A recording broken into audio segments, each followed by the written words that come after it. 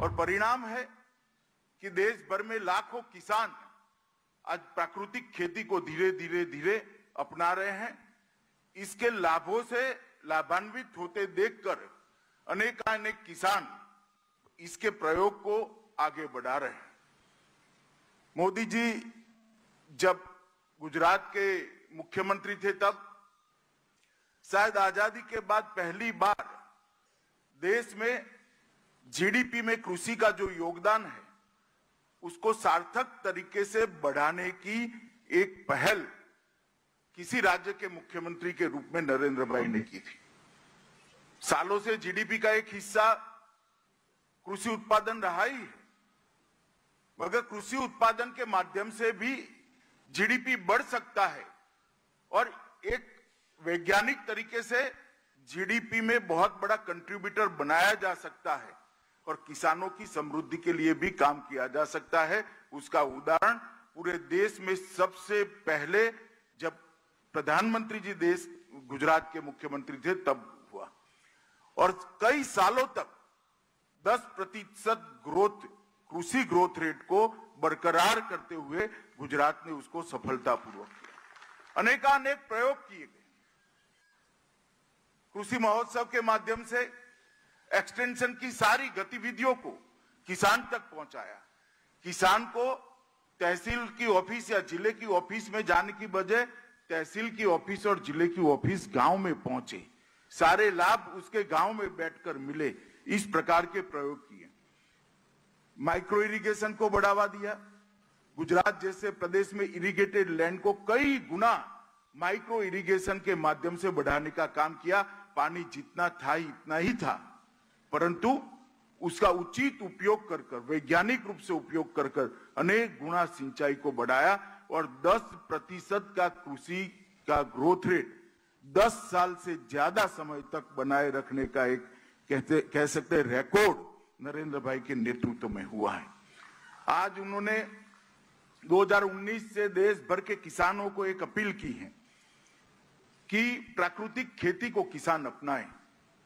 हम जो रासायनिक खाद का उपयोग करते हैं इससे भूमि की उत्पादकता तो कम होती है, जल संग्रहण की शक्ति भी कम होती है और साथ के साथ जो हमारे खाने पीने की चीजें कृषि उत्पाद के रूप में उत्पादित होती है वो मानव शरीर के लिए भी हानिकारक है। तो सालों पुरानी अपनी पारंपरिक खेती को, प्राकृतिक खेती को पुनर्जीवित करने का एक बहुत बड़ा अभियान प्रधानमंत्री जी ने लिया है और उन्होंने लाल किले की प्राचीर से देश भर के करोड़ों किसान भाइयों को अपील कर इस मुहिम में, इस अभियान में जोड़ने का आह्वान किया है। और जैसा कि हर चीज में होता है, मोदी जी किसी चीज का आह्वान करते हैं तो आह्वान मात्र से वो चीज वहां पर रुकती नहीं है। इसके लिए वो कार्य योजना बनाते हैं।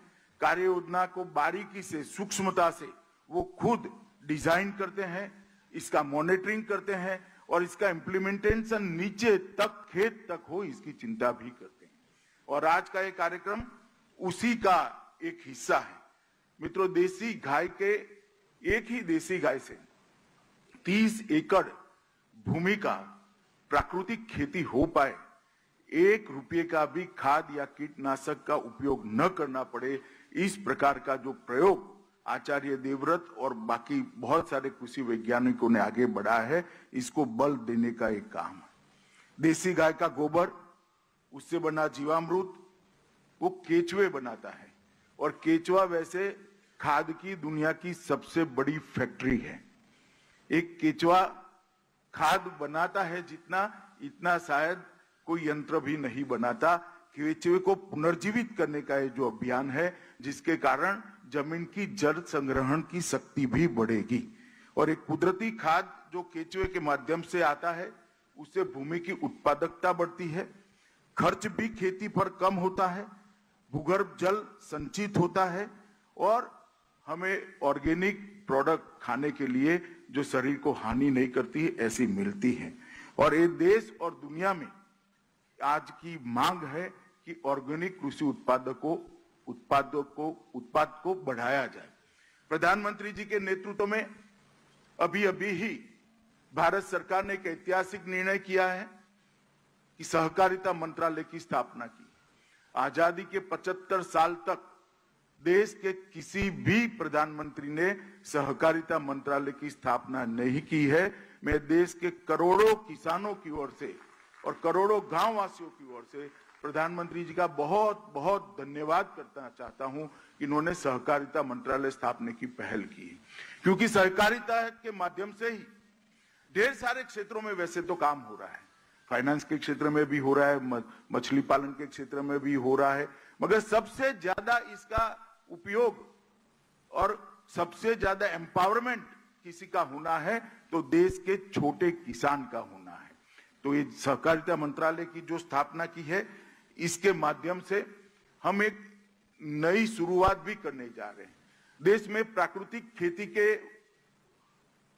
बढ़ावा मिले, इसलिए किसान इसको ज्यादा से ज्यादा अपनाए, इसलिए ये बहुत जरूरी है कि ऑर्गेनिक फूड प्रोडक्ट के उसको उचित दाम मिले और उसका जो विश्व का बाजार है इसको भारत के किसान के लिए उपलब्ध करा जाए, एक प्लेटफॉर्म उसको दिया जाए और विश्व के बाजार में वैज्ञानिक रूप से सर्टिफाइड ऑर्गेनिक प्रोडक्ट्स एक ब्रांड नेम के साथ उन तक पहुंचाने का काम हो। नरेंद्र मोदी सरकार ने जो सहकारिता मंत्रालय की स्थापना की है, मोदी जी के नेतृत्व में सहकारिता मंत्रालय एक प्रयास कर रहा है कि देश भर के अंदर हम इस प्रकार की लेबोरेटरी का एक जाला बुने जो देश की भूमि का परीक्षण भी करेगी, ऑर्गेनिक भूमि में रासायनिक खाद नहीं इसका सर्टिफिकेशन भी करेगी और ऑर्गेनिक प्रोडक्ट का भी सर्टिफिकेशन करेगी, जिससे किसान को ज्यादा भाव मिल सके, ज्यादा दाम मिल सके। अमूल और कुछ अच्छे सहकारी संगठन इस जो हमारा एक विचार है इसको आगे बढ़ाने में लगे हैं। मुझे पूरा भरोसा है कि लेबोरेटरी के माध्यम से भूमि और उपज दोनों का जब सर्टिफिकेशन होगा तो अंतर्राष्ट्रीय बाजार में इसके रेट बहुत अच्छे मिलेंगे और प्राकृतिक खेती का बढ़ावा होगा, उसको और बल मिलेगा। उसकी प्राथमिक तैयारियां अभी चल रही है। मुझे भरोसा है कि 1 साल के अंदर कम से कम 2 राज्य के अंदर प्राकृतिक खेती अपनाने वाले सभी किसानों के लिए हम मार्केटिंग की एक चेन खड़ी कर पाएंगे और इसके लिए एक इंफ्रास्ट्रक्चर अमूल के तत्वाधान में हम तैयार कर रहे हैं। प्रधानमंत्री जी आज स्वयं यहाँ उपस्थित है। मुझे भरोसा है कि आपकी उपस्थिति से ये प्राकृतिक खेती का जो अभियान है उसको बहुत बड़ा बल मिलने वाला है, क्योंकि आपके शब्द पर देश का किसान भरोसा करता है, आपकी बात पर देश का किसान भरोसा करता है और वो मानता है कि कई सालों के बाद 2014 से देश की अर्थव्यवस्था में किसान को केंद्र बिंदु बनाने का प्रयास आपकी सरकार ने मोदी जी के नेतृत्व में जो हुआ है, इसके कारण किसान का जो भरोसा बढ़ा है। आपकी उपस्थिति इस प्राकृतिक कृषि के प्रयोग को बहुत बड़ा संबल प्रदान करेगी और उसको बढ़ावे में हमें बहुत बड़ा फायदा मिलेगा। आचार्य देवव्रत जी आज यहाँ उपस्थित है, वो भी हमसे बात करने वाले हैं। देवव्रत जी ने बहुत सालों से ये प्रयोग जब वो गुरुकुल के आचार्य थे तब से किए हैं और सफल प्रयोग किए और परिणाम मैंने भी उनके गुरुकुल पर जाकर खुद देखे हैं। यहाँ कृषि यूनिवर्सिटियों ने भी इस पर संशोधन और बहुत सारे डेटा उपलब्ध करा चुके हैं और जहां जहां वो गए, हिमाचल गए तो हिमाचल में और अब गुजरात में लाखों किसानों को उन्होंने प्राकृतिक खेती के साथ जोड़ने का काम किया है। मैं सभी की ओर से उनका भी धन्यवाद करना चाहता हूं। मुझे भरोसा है कि प्रधानमंत्री जी ने देश भर के किसानों को जो अपील की है कि हम प्राकृतिक खेती की दिशा में आगे बढ़े और पूरी दुनिया को एक रास्ता बताए कि मानव का शरीर बहुत बहुमूल्य है। ऑर्गेनिक प्रोडक्ट से जो रोग होने लगे हैं वो रोगों से हम मुक्ति पाए और ऑर्गेनिक प्रोडक्ट के माध्यम से हमारे शरीर को स्वास्थ्यप्रद रखे और किसानों को भी उनकी आमदनी बढ़ाने में हम योगदान करें। मैं फिर से एक बार ये विचार देने के लिए प्रधानमंत्री नरेंद्र मोदी जी का बहुत बहुत हृदय से धन्यवाद कर मेरी वाणी को विराम देता हूं। वंदे मातरम।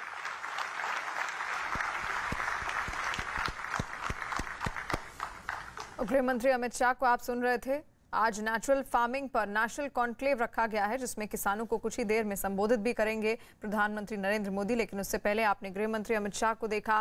नेचुरल फार्मिंग के क्या क्या फायदे होंगे वो उन्होंने गिनाए, किस तरीके से पर्यावरण और प्रकृति को संरक्षित रखा जा सकता है, उपज की गुणवत्ता और पौष्टिकता किस तरीके से बढ़ाई जा सकती है, उस पर उन्होंने अपने विचार रखे। नेचुरल फार्मिंग पर आज ये नेशनल कॉन्क्लेव है, जिसमें तमाम कृषि अधिकारी समेत कृषि क्षेत्र से जुड़े हुए तमाम लोग यहां पर आज मौजूद हैं। गृह मंत्री अमित शाह को इससे पहले आप सुन रहे थे और अब से कुछ ही देर में तमाम किसानों को यहां से, इस मंच से आज वीडियो कॉन्फ्रेंसिंग के जरिए संबोधित भी करने वाले हैं प्रधानमंत्री नरेंद्र मोदी। नेचुरल फार्मिंग पर नेशनल कॉन्क्लेव का ये आयोजन किया गया है। तमाम किसान इस वक्त यहां पर इसी मंच पर मौजूद हैं। वीडियो कॉन्फ्रेंसिंग के जरिए प्रधानमंत्री नरेंद्र मोदी भी गुजरात के आणंद में राष्ट्रीय कृषि शिखर सम्मेलन में किसानों को कुछ ही देर में अब संबोधित भी करेंगे। आखिर किस तरीके से प्राकृतिक खेती की ओर आगे बढ़ा जाए, उसी पर आज ये संवाद रखा गया है।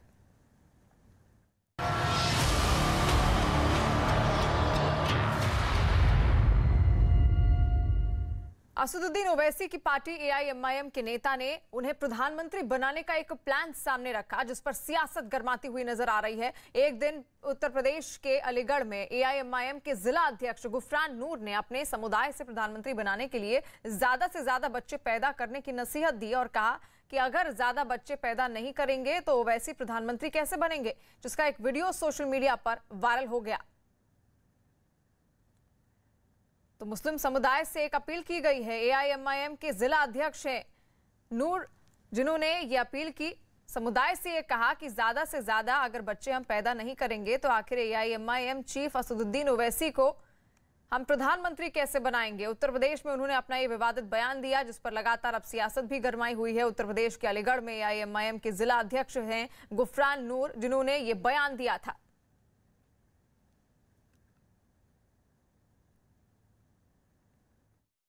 अबे जब तक बच्चे ना होंगे तो कैसे हम लोग राज करेंगे, कैसे हमारे ओवैसी साहब प्रधानमंत्री बनेंगे।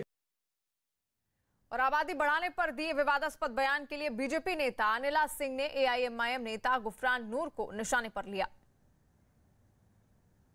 मुझे बिल्कुल भी किसी भी प्रकार का आश्चर्य नहीं हो रहा है, क्योंकि गजवाए हिंद की जो साजिश हमारे भारत में चल रही है उसका नतीजा हमने पहले भी देखा है कि किस प्रकार से भारत को खंडित किया गया है। अब बचे हुए भारत पर भी किस प्रकार से कब्जा किया जाए गजवाए हिंद फौज का, जिनको पूरा इस्लामिक देश बनाना है भारत को। तो ये साजिश है। वो भी एक सिपाही है, ओवैसी बहुत बड़ा चेहरा बन के, मुसलमान नेताओं के बहुत बड़ा चेहरा बन के भारत में उभरना चाह रहे हैं, दूसरा जिन्ना बनना चाह रहे हैं। तो ओवैसी साहब इनकी जरूर क्लास लगाएंगे, क्योंकि इन्होंने सच्चाई उगल दी है अपने राजनीतिक दल की। मंशा इनकी यही है कि यहाँ पे किस प्रकार से ज्यादा मुसलमान लोग बने या पैदा हों। तो ये साजिश है इनकी जी। देश का विभाजन हुआ था तो कायदे से तो सब लोगों को उधर चले जाना चाहिए था, परंतु कुछ लोग इधर रह गए, और जो लोग इधर रह गए उसमें से काफी कुछ लोग ये सोचते हैं कि जो काम अधूरा रह गया था उसको पूरा करना चाहिए। उस काम को पूरा करने के लिए ओवैसी जैसे जो लोग हैं, जिन्होंने अपने राजनीतिक दल भी बनाए हैं, बहुत सारी संस्थाएं भी चल रही हैं कि या तो धर्म परिवर्तन कराया जाए या फिर इतना फैला दो, इतने बच्चे पैदा कर दो कि यहाँ पर आने वाले भविष्य में ये देश जो है इस्लामिक हो जाए। परंतु जो हमारा सनातन है, हम हिंदू हैं, इतने हम लोग कमजोर नहीं है कि कोई भी आकर हम पर इतना हावी हो जाएगा। और बयान पर सियासत गरमाने के बाद एआईएमआईएम नेता गुफरान नूर की सफाई भी सामने आई। हालांकि सफाई देने के दौरान भी वो अपने बयान पर कायम नजर आए। हमारे इस्लाम में लोगों ने कि बच्चे पैदा मत करो, मतलब लोगों ने है कि बच्चे पैदा मत करो, एक बच्चा दो बच्चे। अबे जब तक बच्चे ना होंगे तो कैसे हम लोग राज करेंगे, कैसे हमारे ओवैसी साहब प्रधानमंत्री बनेंगे, कैसे शौकत साहब हमारे मुख्यमंत्री बनेंगे। मैं अपनी राय रख रहा था, बता रहा था कि भाई देखिए, देश के लिए कुर्बानी मुसलमानों ने और हमारे उलेमाओं ने बहुत दी हैं, और कोई सी भी आज़ादी के बाद जंग रही हो उसके लिए भी कुर्बानी बहुत दी है। तो हमें कहीं से हर जगह नेगलेक्ट किया जाता है। जितनी हमारी हिस्सेदारी कुर्बानी में रही है तो उतनी भागीदारी हमारी पैदावार में नहीं रही है। तो वो चीज़ चली हुई थी कि भाई हर आदमी चाहता, मेरा पर्सनल व्यू थे कि भाई मेरे सदर ओवैसी साहब प्रधानमंत्री बने।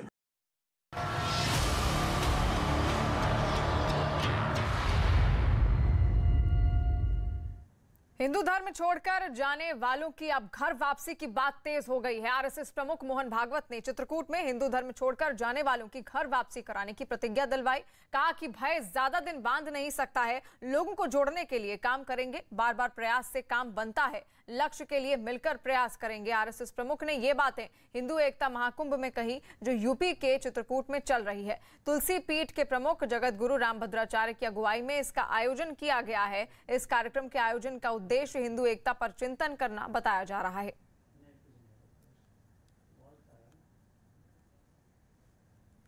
तो चित्रकूट में हिंदू एकता महाकुंभ का शुभारंभ किया गया है और कल वहां पर मोहन भागवत पहुंचे थे आरएसएस प्रमुख, जिनके बयान पर अब लगातार सियासत भी हो रही है। उन्होंने कहा कि लक्ष्य के मिलकर चलने का प्रयास करेंगे, सभी हिंदू भाइयों को आपस में जोड़ने का काम करेंगे।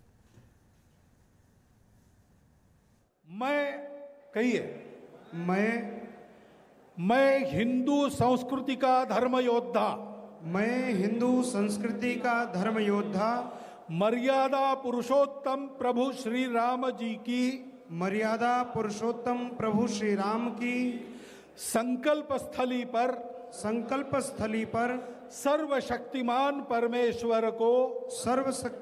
परमेश्वर को साक्षी मानकर संकल्प लेता हूँ। महिलाएं कहे संकल्प लेती है, संकल्प लेता हूँ कि मैं अपने पवित्र हिंदू धर्म, हिंदू संस्कृति एवं हिंदू समाज के संरक्षण, संवर्धन एवं सुरक्षा के लिए आजीवन कार्य करूंगा। मैं प्रतिज्ञा करता हूं कि किसी भी हिंदू भाई को हिंदू धर्म से विमुख नहीं होने दूंगा, तथा जो भाई धर्म छोड़कर चले गए हैं उनकी भी घर वापसी के लिए कार्य करूंगा एवं उन्हें परिवार का हिस्सा बनाऊंगा। मैं प्रतिज्ञा करता हूं कि हिंदू बहनों की अस्मिता सम्मान और शील की रक्षा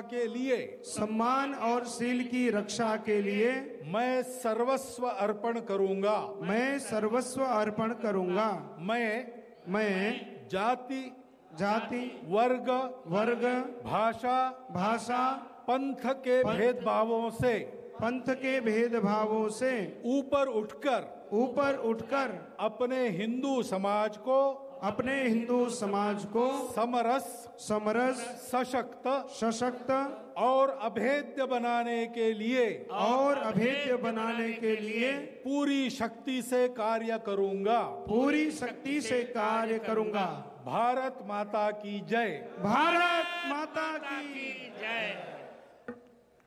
और कांग्रेस नेता राशिद अल्वी ने आरएसएस प्रमुख की बात का विरोध किया। कहा कि कभी तो वो कहते हैं कि भारत में रहने वाले सभी हिंदू हैं, अगर हर नागरिक हिंदू है तो किसको कहां वापस लाना है। कभी वो ये कहते हैं कि भारत में रहने वाला हर आदमी, हर नागरिक हिंदू है, तो अगर हर नागरिक हिंदू है तो फिर किसको कहां वापस लाना चाहते हैं। शायद उनको खुद ही एहसास नहीं कि वो कब क्या बोलते हैं। मोहन भागवत जी से मैं ये उम्मीद नहीं करता कि वो ये कहें कि हिंदू महिलाओं की हिफाजत करना है। इतनी छोटी बात इतना बड़ा आदमी नहीं बोल सकता। भारत की हर महिला की हिफाजत करना हम सबकी जिम्मेदारी है, सरकार की जिम्मेदारी है।